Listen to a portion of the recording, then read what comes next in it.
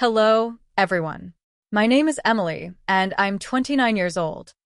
Today, I want to tell you about a really difficult time in my life, a time when the people who were supposed to lift me up were constantly tearing me down. They told me I was too young, too naive, too inexperienced for pretty much everything I wanted to do. They didn't just tell me this.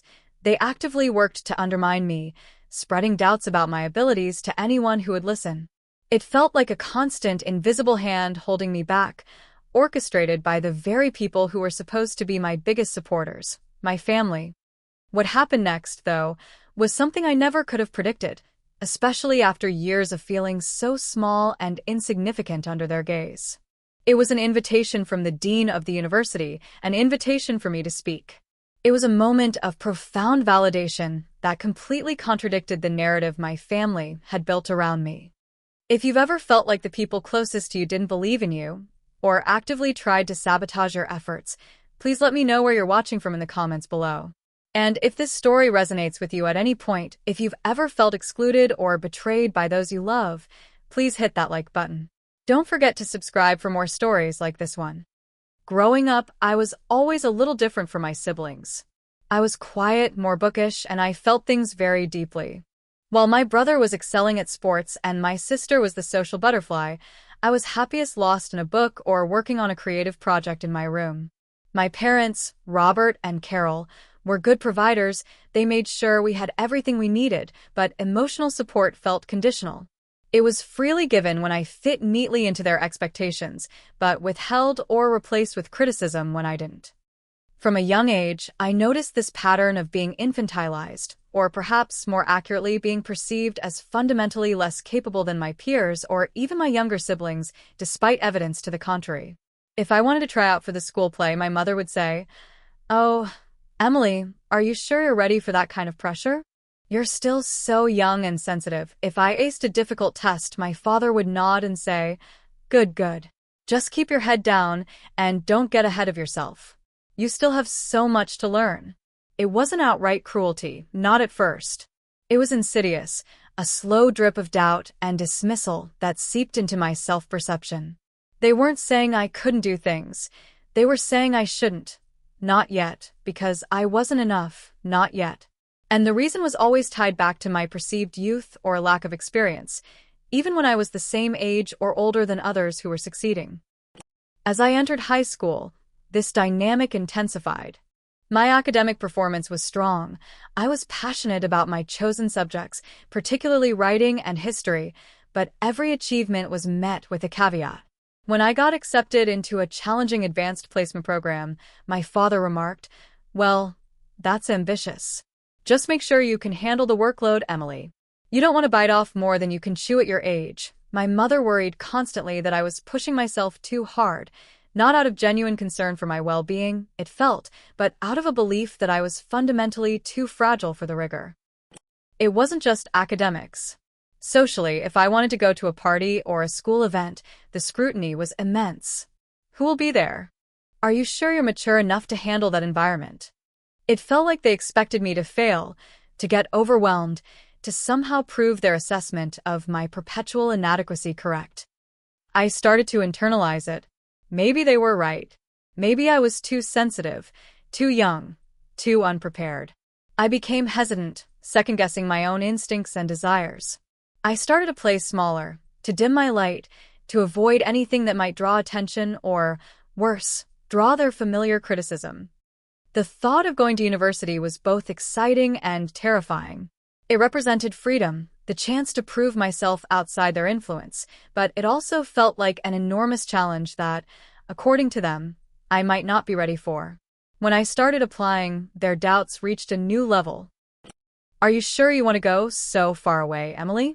You've always been such a homebody," my mother would say, ignoring the fact that I had rarely been allowed to spread my wings. "That program sounds very competitive. Do you really think you have the drive for that?" my father would question, as if my years of diligent study were irrelevant. I chose a university several hours away, specifically for a program in historical research and archival studies that I was incredibly passionate about. Getting accepted felt like a triumph, a quiet rebellion against their narrative. But even then, The send-off was tinged with their skepticism. They worried about everything, not in a typical parental way, but in a way that underlined their belief that I was fundamentally incapable of handling independence. My mother packed me enough non-perishable food to last a year, and my father gave me a lengthy, anxiety-inducing lecture about all the ways I could fail or be taken advantage of. University was hard, as it is for everyone, but it was also exhilarating. For the first time, I was surrounded by people who seemed to believe in me, or at least who weren't actively trying to convince me I was inadequate. My professors challenged me in ways that felt productive, not dismissive. My peers were focused and passionate. I thrived in this environment. I threw myself into my studies, particularly my research work. I found a niche studying local history, focusing on underrepresented groups whose stories had been marginalized in traditional archives. It was challenging, requiring meticulous work, critical thinking, and the ability to connect disparate pieces of information. My parents' calls were still frequent, and still laced with their particular brand of concern. They'd ask about my grades, but if I said I did well, the response was often, "That's nice, but are you sure you're understanding the real concepts, or just memorizing?" If I mentioned a difficult assignment, they'd immediately jump to, "Maybe you should just focus on easier courses, Emily." There's no shame in finding your level. There was never just simple pride or encouragement. It was always filtered through their lens of my supposed limitations. Despite this, I continued to do well. I developed a strong relationship with one of my professors, Dr. Albright, who saw my potential and encouraged my unique research interests. He became a mentor, guiding me through the complexities of archival work and historical analysis. He never once questioned my age or my capability. He focused solely on the quality of my work and my dedication. This was a stark contrast to my home life. It was during my third year that things escalated from passive undermining to something more active and, frankly, devastating. I was working on a major research project, a deep dive into the history of a specific immigrant community in the city where my university was located. It was a challenging project, requiring access to sensitive documents and building trust with community elders. Dr. Albright believed in the project and had even suggested it might be worthy of presenting at a regional historical conference. This possibility filled me with a quiet excitement. Presenting at a conference felt like a significant step, something that would validate the years of hard work and the value of my research. I mentioned it casually to my parents during a phone call, trying to convey my enthusiasm. Their reaction was immediate and familiar, but harsher than usual. "A conference, Emily? Isn't that a bit much?" "Those things are for established professionals, not students," my father scoffed. "You'll be eaten alive," my mother added, her voice full of what sounded like pity, but felt like prediction. "You're simply not ready for that kind of public scrutiny. Your research is probably fine for class, but it's not professional level.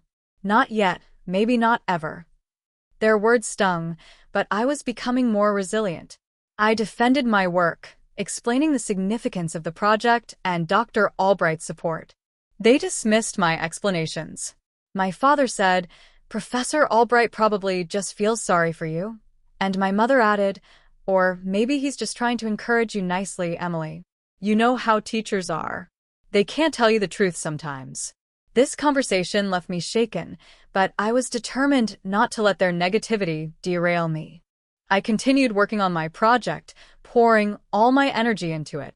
Dr. Albright was helping me refine my presentation proposal. Then, things took a turn I hadn't anticipated. I started noticing strange things happening related to my project. An email I was expecting from an archive I needed access to never arrived. A scheduled interview with a community elder was inexplicably canceled after they suddenly became hesitant, mentioning concerns they had heard.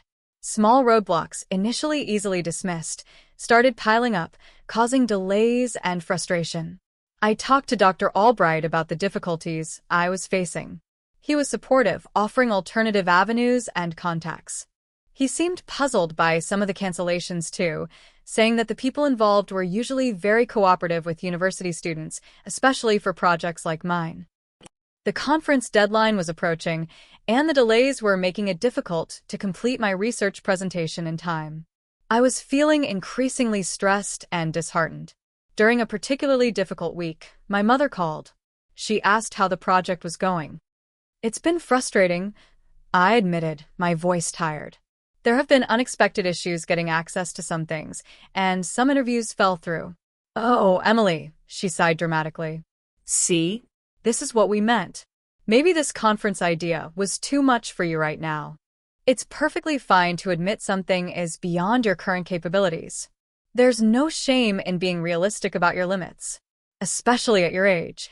Something in her tone, a hint of smugness I hadn't noticed before, coupled with the convenient timing of the setbacks, sent a chill down my spine. It was a terrible thought, almost unthinkable, but a suspicion began to form. I started digging, discreetly at first. I checked my email logs more carefully. I cross-referenced the dates of cancellations with recent conversations I'd had. I spoke to a fellow student who worked part-time in the departmental office, asking if they'd received any unusual calls about student projects. What I uncovered was sickening. It wasn't just bad luck or my own supposed incompetence. My parents had been actively interfering. The departmental office student, bless her heart, was hesitant at first, but after I explained the pattern of difficulties, she remembered a couple of odd calls. One was from a woman who identified herself as my concerned mother, calling to inquire about the stressful workload of my project and expressing worries that I was becoming overwhelmed and potentially unstable due to the pressure. She had apparently gone into unnecessary detail about my supposed struggles, painting a picture of someone completely incapable of handling responsibility. Another call, she recalled, was from a man claiming to be my father calling an external archive office I was trying to get access from.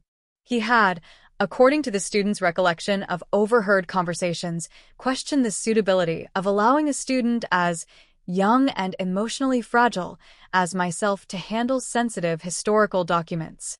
He had implied I was prone to exaggeration and might misrepresent the information or handle the materials improperly due to my immaturity. My hands trembled as I pieced it together. They hadn't just been expressing their doubts to me, they had been broadcasting them, weaponizing their narrative of my inadequacy to third parties, people who had the power to influence my access and opportunities. They were actively, deliberately sabotaging my work, using the very reasons they always gave for why I shouldn't try things, my age, my sensitivity, my supposed immaturity, as tools to prevent me from succeeding. The email from the archive I never received? I later found it buried in my spam folder, oddly filtered. The canceled interview?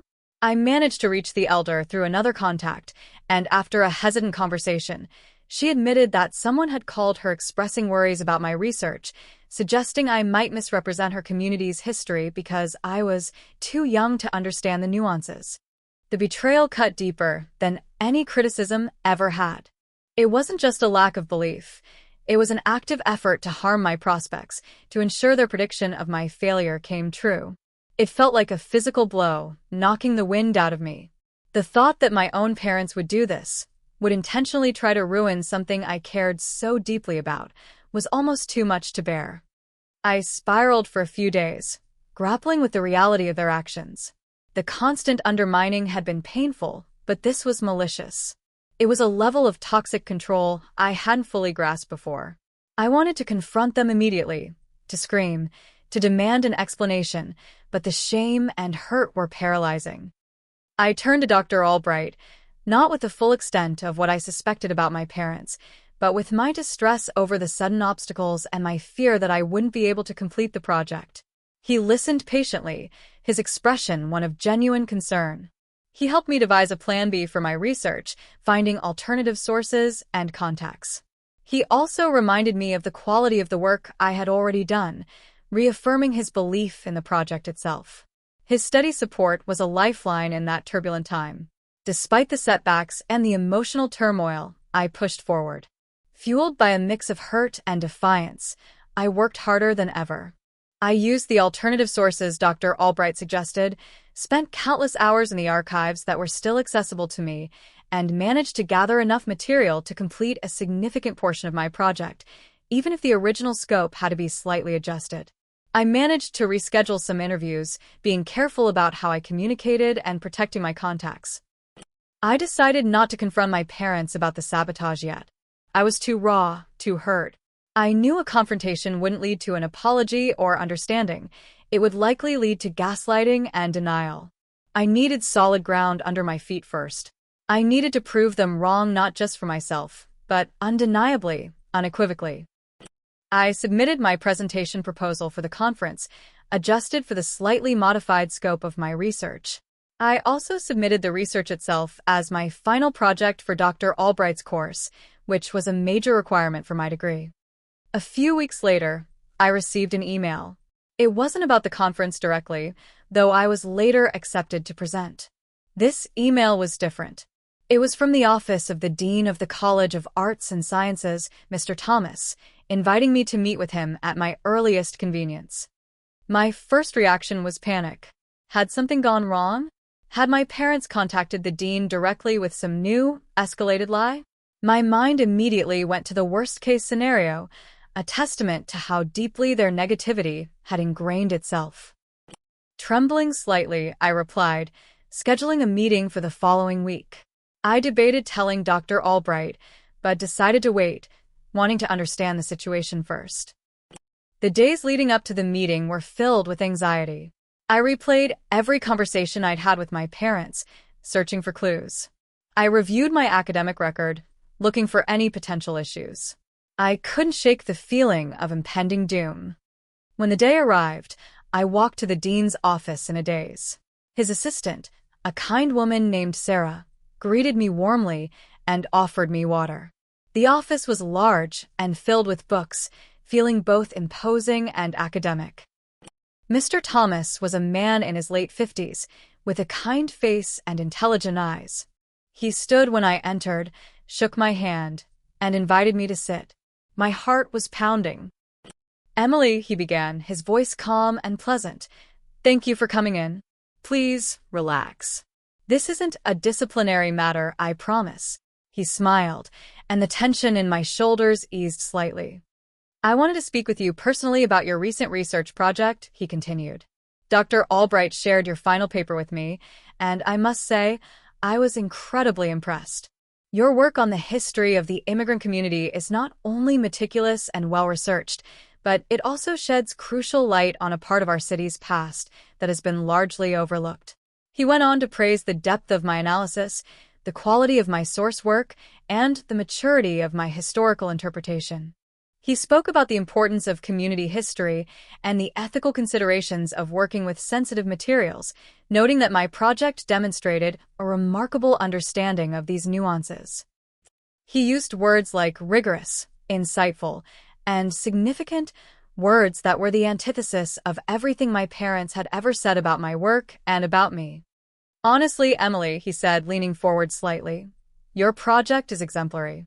It's the kind of work we hope to see from our advanced graduate students, let alone an undergraduate in her third year." His words washed over me, a balm to the years of doubt. Tears welled in my eyes, a mixture of relief, vindication, and the raw pain of realizing just how much my parents' narrative had distorted my own perception of my abilities. "Dr. Albright also mentioned," Mr. Thomas continued, "the various hurdles you faced while conducting your research. He spoke very highly of your perseverance and your ability to adapt and overcome those challenges." This was my opening. Taking a deep breath, I decided to speak a partial truth. "Yes," I said, my voice a little shaky. "It was more difficult than I expected. There were some unexpected cancellations and access issues. I hesitated, then decided to risk a little more. Some of those difficulties may have stemmed from misunderstandings about my age and experience level, perhaps communicated by people outside the university." Mr. Thomas looked at me thoughtfully. "Misunderstandings?" I nodded, choosing my words carefully. I didn't explicitly name my parents or accuse them of sabotage, not to the dean. But I spoke generally about how my age had sometimes been perceived as a limitation by others, leading to unwarranted skepticism or interference.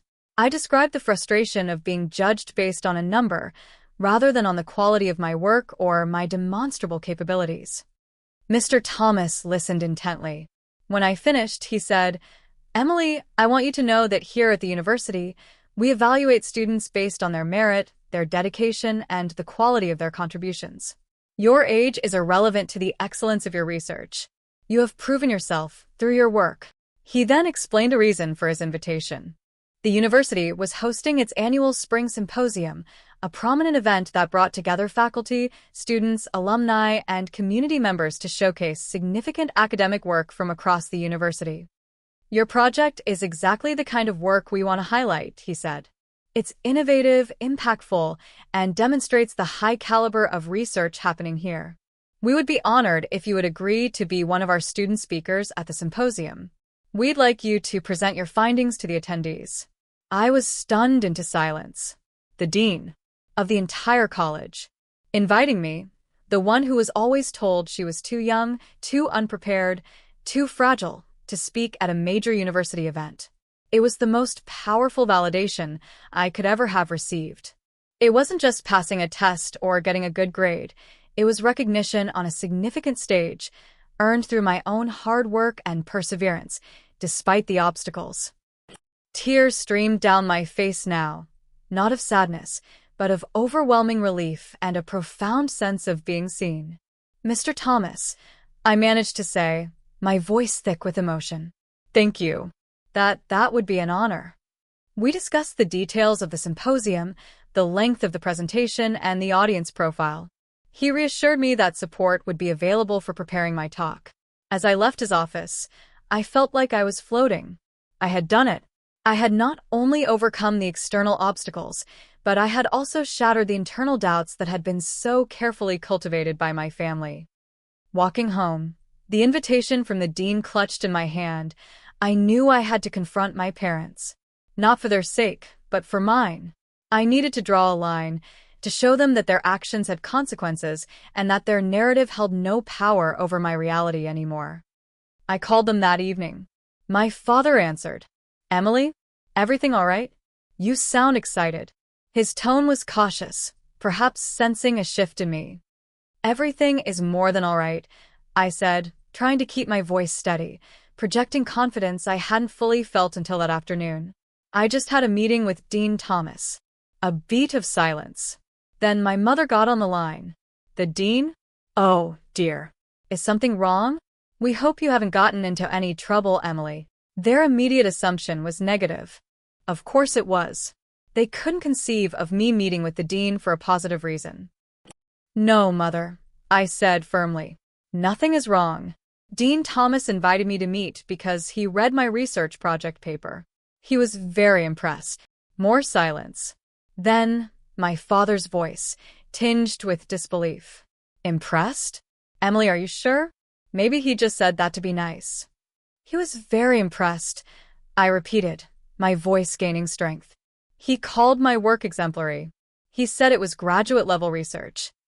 Graduate level, my mother echoed, sounding faintly scandalized. But you're just an undergraduate, Emily. And you're so young. Yes, I said, hitting that word with deliberate emphasis. I am young. But apparently, according to the dean of the college, I am not too young to do significant, high-quality work. I paused, letting that sink in. Then I delivered the final blow.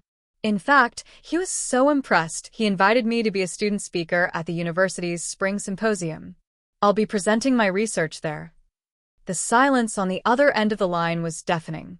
I could almost hear their minds scrambling to process this information that completely demolished their long-held beliefs and narrative about me. Finally, my father spoke, his voice tight. A speaker? At the symposium? Emily, are you being serious? Completely serious, I confirmed. Dean Thomas asked me himself. I accepted. I'll be presenting my research on community history next month. My mother let out a little gasp. But what about all the difficulties you were having with your research? All those cancellations? This was it. The moment to confront them, or at least, to lay bare that I knew something was amiss. I took a deep breath. Yes, Mother, there were difficulties, I said, my voice colder now. Odd cancellations. Access issues that seemed to pop up out of nowhere. Things that felt suspiciously timed, happening right after I mentioned my project and the possibility of a conference presentation to you. I didn't wait for them to respond. I pressed on, my voice filled with the pain and anger I had been suppressing. I know you contacted people, don't deny it. I know you called the department, called the archives, called a community elder. I know you told them I was too young, too overwhelmed, too unstable, too immature to handle the project. You weren't just expressing concern. You were trying to stop me. You were trying to sabotage my work. The denials came immediately, a torrent of feigned shock and indignation. Emily, how can you accuse us of such a thing? My mother cried, her voice scaling upwards.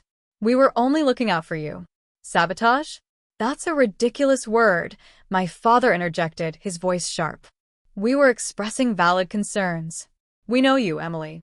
We know you get stressed easily, that you're not good under pressure. We were worried you were taking on too much. Worried? Or determined to prove yourselves right? I shot back, past the point of polite deflection. You didn't just express concerns to me. You actively tried to undermine my reputation and prevent me from accessing the resources I needed. You used the very reasons you've always given for why I'm not good enough, my age, my supposed fragility, to try and shut down an opportunity that meant the world to me. That's a terrible thing to say about your own parents, my mother wailed. After everything we've done for you. Yes, I said, my voice weary. I know everything you've done.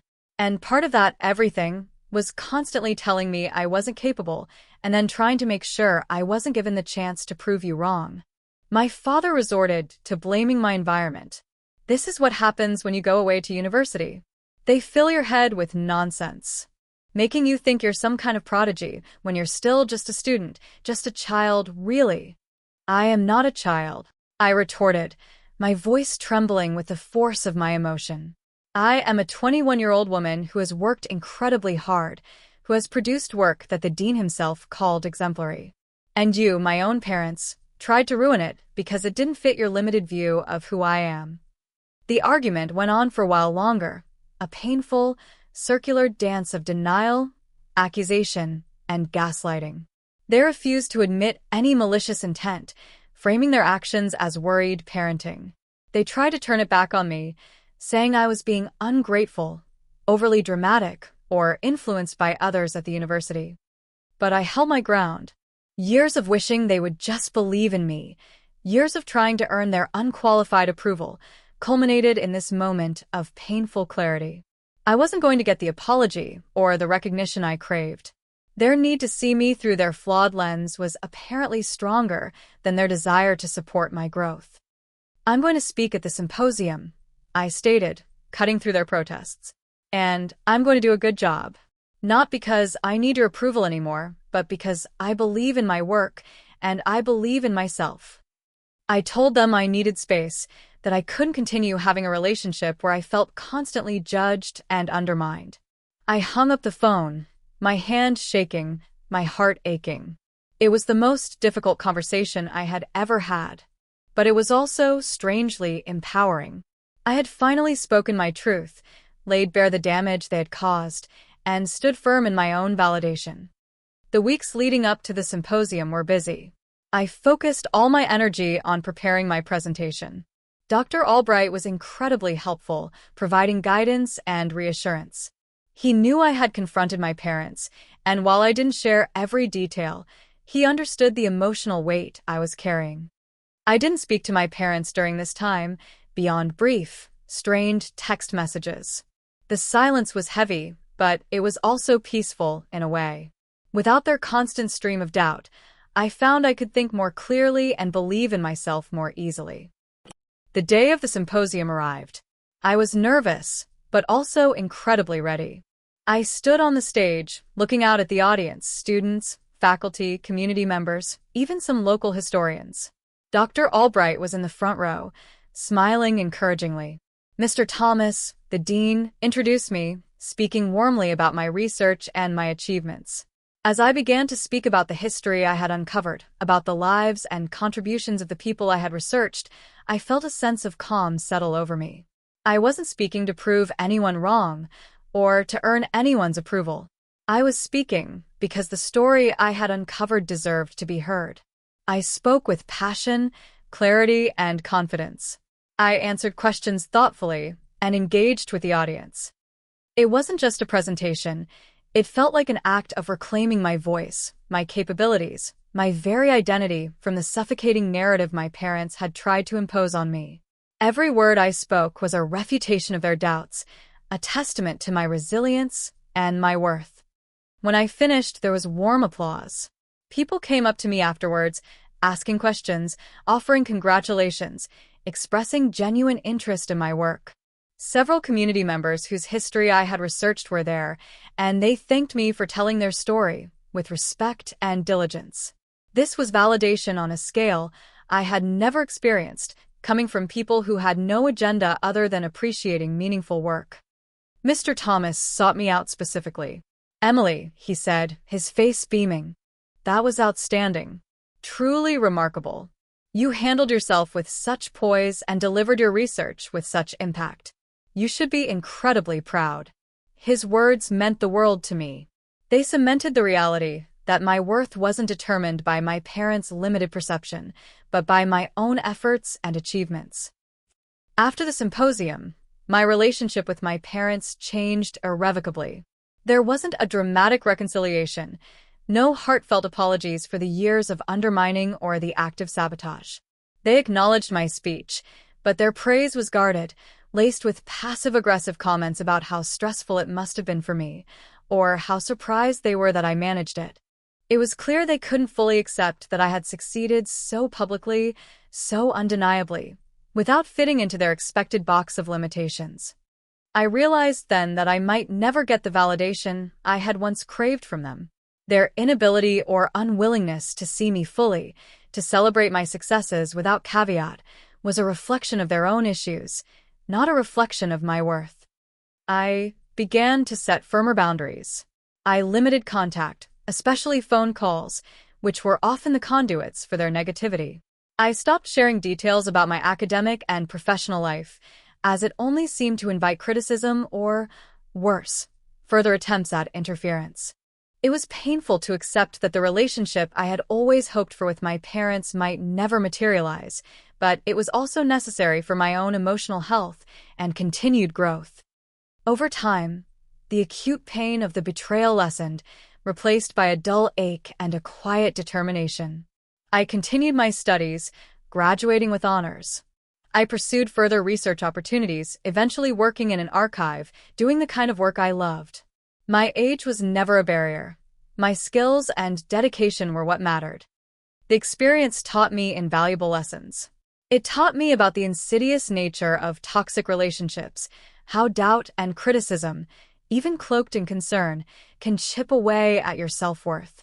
It taught me that the people closest to you aren't always the best judges of your capabilities, and that seeking external validation from mentors, peers, or institutions that value merit can be crucial. Most importantly, it taught me the power of believing in myself, even when those who are supposed to love you most don't seem to. My parents told me I was too young, too fragile, too incapable. The university dean and my own accomplishments showed me and them that they were wrong. The path forward wasn't easy. There were moments of doubt, times when their voices echoed in my head. But each step I took in my career, each project I completed successfully, each time I spoke up and shared my knowledge, was a quiet victory. It was a reinforcement of the truth. I was capable, I was resilient, and my worth was not, and never would be, defined by their limitations. Today, I stand here, having built a life and a career I am proud of.